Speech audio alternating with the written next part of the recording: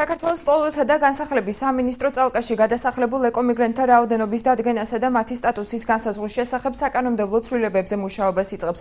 უწყებათა საკითხის მოგვარებას მაისიდან ეტაპობრივად გეგმავს და შექმნილი სურათიდან გამომდინარე მათთვის შესაბამისი პროგრამების ამოქმედებას აპირებს. არასამთავრობო ორგანიზაცია ბორჯღალში, სადაც ეკომიგრანტთა ადაპტაციისა და ინტეგრაციის ცენტრი ფუნქციონირებს, აცხადებენ, რომ წალკაში სხვადასხვა სახის პრობლემები აქვს. საკითხის დეტალური შესწავლისათვის კი აუცილებელია სახელმწიფო მათგილზე სპეციალური სამუშაო ჯგუფი გაგზავნოს. შეგახსენებთ, რომ ამ დრომდე წალკაში გადასახლებულთა ზუსტი რაოდენობა უცნობია. არაოფიციალური ინფორმაციის თანახმად კი ოჯახების რიცხვი 3000-ს აღწევს.